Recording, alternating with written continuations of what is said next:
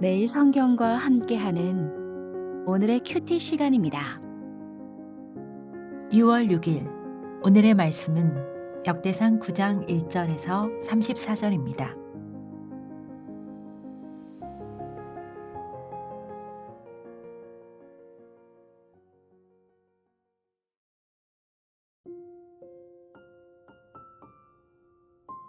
온 이스라엘이 그 계보대로 계수되어 그들은 이스라엘 왕조실록에 기록되니라.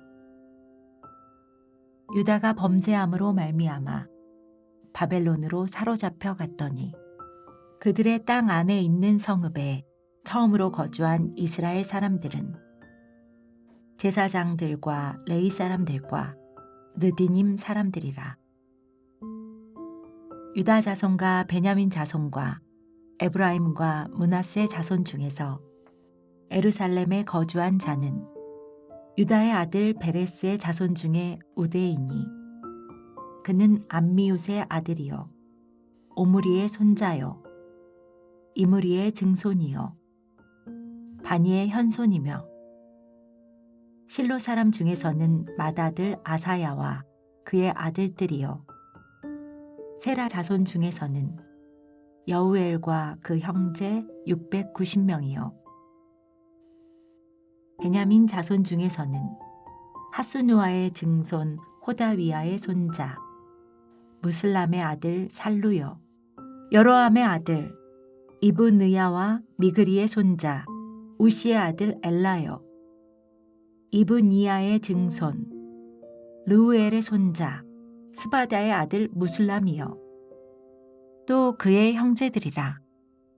그들의 계보대로 계수하면 956명이니 다 종족의 가문의 우두머리들이더라.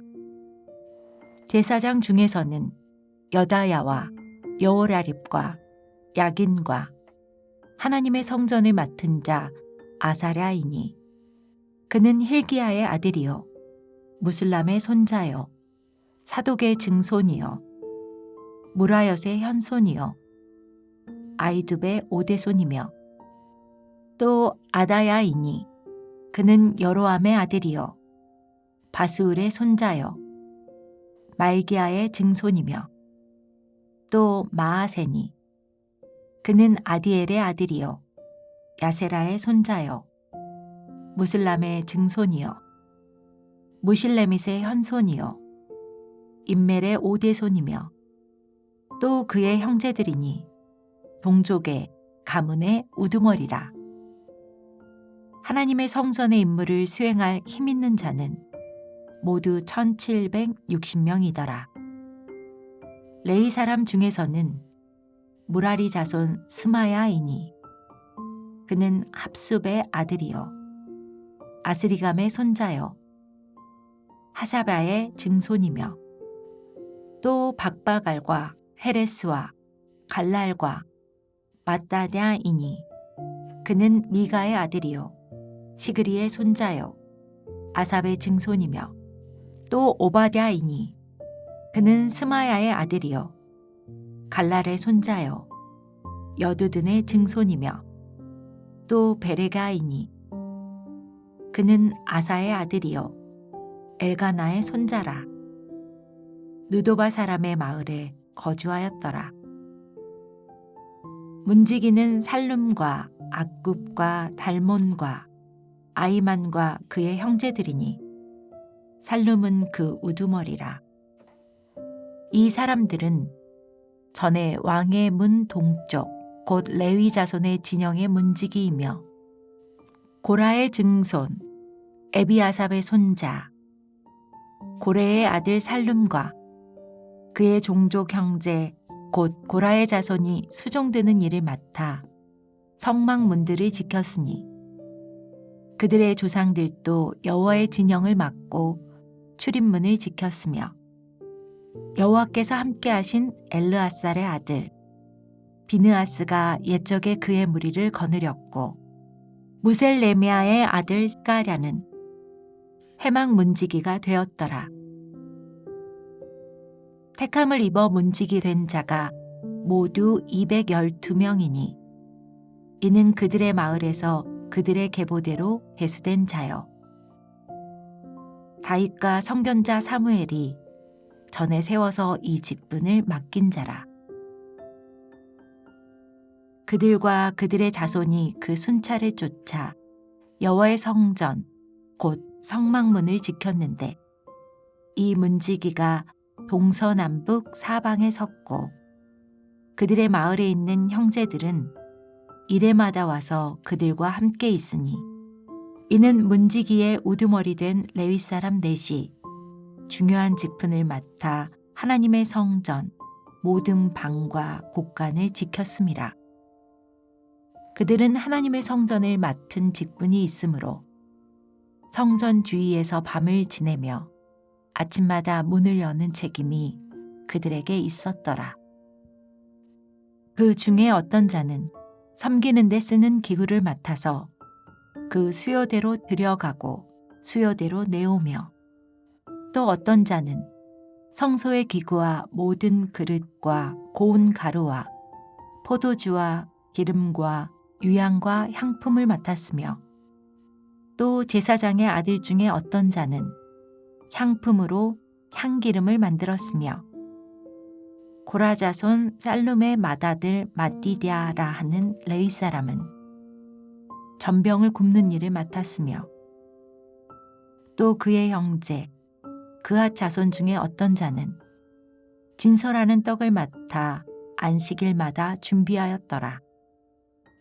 또 찬송하는 자가 있으니 곧 레위 우두머리라. 그들은 골방에 거주하면서 주야로 자기 직분에 전념함으로 다른 일은 하지 아니하였더라.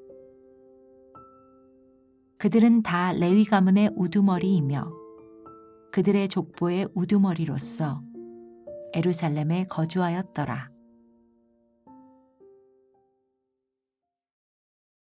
역대기의 첫 독자는 586년에 멸망하고 70년의 유배 생활을 한 후에 예루살렘에 돌아온 유다 백성이었습니다. 다윗과 솔로몬이 다스리던 찬란한 예루살렘의 영광은 사라졌습니다. 예루살렘에는 왕이 없었고 페르시아 왕의 지배 아래 살고 있었습니다. 극심한 빈곤 속에서 황폐화된 예루살렘 성전과 마을을 재건하기 위해 분투하지만 주변 민족들의 방해에 시달려야 했습니다. 낙담과 절망에 빠진 백성들을 위해 하나님은 역대기를 주셨습니다. 아담으로부터 시작된 열방, 그 열방 중에 특별히 하나님의 사랑을 받은 민족, 또 그 중에서도 은혜를 입고 살아남은 이 유다 백성, 그리고 기억해야 할 북이스라엘의 이웃. 이스라엘은 찢어지고 짓밟히고 겨우 명맥만 유지하고 있지만 하나님은 그들에게 온 이스라엘을 상기시키시고 그들을 온 이스라엘로 바라보시고 그렇게 회복할 계획을 갖고 계십니다. 9장 1절 온 이스라엘이 그 계보대로 계수되어 그들은 이스라엘 왕조실록에 기록되니라. 유다가 범죄함으로 말미암아 바벨론으로 사로잡혀 갔더니 역대상은 이 유배의 심판은 이야기의 끝이 아님을 말합니다. 9장의 족보는 하나님의 회복이 이루어지고 있음을 보여줍니다. 온 이스라엘이 범죄했지만 하나님은 온 이스라엘을 회복시키는 계획을 이루고 계십니다. 이사야 예언자는 이사야 44장 28절에 페르시아의 고레스 왕이 포로 생활을 하던 백성들을 예루살렘으로 돌려보낼 것이라는 소망의 메시지를 전했습니다. 오늘 본문의 족보는 실제로 이 예언이 이루어져서 예루살렘으로 돌아온 사람들의 이름들입니다. 막상 예루살렘으로 돌아와 보니 삶이 너무 팍팍해서 잊고 있었지만 하나님은 분명히 이 약속을 지키셨습니다. 희망하던 일이 이루어진 것인데 잊고 있었던 것입니다. 70년간 나름 유배지에서 정착했기에 예루살렘으로 돌아가면 더 삶이 힘들 것을 알면서도 하나님의 부르심에 순종하여 예루살렘으로 돌아갔던 이름들이 바로 이 족보 안에 있습니다. 구약학자 고든 맥컨빌은 다음과 같이 말합니다. 역대기 저자는 이와 같은 패배주의를 향해 이 작은 공동체가 실은 가장 위대한 상태의 이스라엘의 후계자이며 조상들에게 주신 하나님의 모든 약속은 여전히 유효하고 이제 그들에게 집중되어 있다고 대답한다. 구장의 역할은 온 세계를 위한 하나님의 계획은 세계사 전반에서 이스라엘이 그 중심에 있었고 이제 페르시아 시대의 예루살렘 주변에 모여든 가망 없는 남은 자들 안에서 진전되고 있음을 보여주는 것이다. 역대상은 꿈꾸는 책입니다. T의 성향을 가진 사람들은 말할 것입니다. 사실 저도 극단적인 T인데요. 예루살렘으로 돌아왔지만 그래봤자 페르시아의 속주일 뿐 아니냐. 역대상은 굳이 페르시아의 지배 이야기를 하지 않습니다. 예루살렘의 성읍에 정착하는 낙관적인 부분만을 강조합니다. 9장의 명단은 백성들과 제사장과 레위인과 성전 일꾼들입니다. 평신도와 성직자의 명단이라고도 할 수 있겠네요. 현실이 어떻고 그 현실에 대해 실질적이고 부정적인 전망을 얼마든지 할 수 있겠지만 역대기는 무엇보다 예배 공동체가 회복되고 있음만 밝힙니다. 예배가 회복되면 하나님이 장차 이곳에 어떤 역사를 이루실지만 기대하게 합니다. 오늘의 족보는 예루살렘으로 초기에 귀환했던 이들이 성전과 예배부터 복원했음을 상기하게 합니다. 내가 살 길도 막막한데 백성들은 예배부터 살렸습니다. 하나님과 멀어져 자초한 멸망이었으므로 재건을 위해서는 먼저 하나님과의 관계부터 회복해야 했습니다. 특히 17절부터 34절까지는 레위인 문지기를 소개합니다. 레위인들은 근엄하고 정적인 목회자들이 아니었습니다. 레위인 문지기는 경비병입니다. 밤새도록 성전을 지킵니다. 아침에는 성전의 문을 엽니다. 성전의 기구와 음식들을 관리합니다. 느헤미야 13장 19절을 보시면 문지기들은 안식일에 장사꾼들의 출입을 통제해서 안식일을 준수하도록 돕습니다. 무엇보다 3절은 유다 자손과 베냐민 자손과 에브라임과 므낫세 자손 중에서 예루살렘에 거주한 자를 명시합니다. 역대기의 독자들은 남유다 백성입니다. 북이스라엘 지파들은 역사 속에서 거의 사라졌습니다.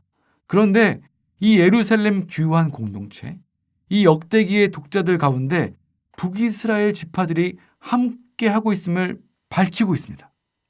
에스겔은 37장에서 하나님께서 유다와 에브라임을 합하여 한 나라가 되게 하실 것이라고 선언했고, 스가랴는 10장에서 유다와 에브라임이 구원을 받아 예루살렘으로 돌아올 것이라고 예언했습니다. 남과 북으로 갈라진 이스라엘은 분열을 거듭하다가 양쪽 다 멸망했습니다. 그런데 역대기는 이렇게 온 이스라엘의 회복을 말합니다. 나라의 틀을 갖추었을 때도 요원했던 화해와 화합의 꿈을 이 작고 초라한 귀한 공동체에 불어넣고 있는 것입니다. 역대기는 우리에게 무엇을 도전합니까?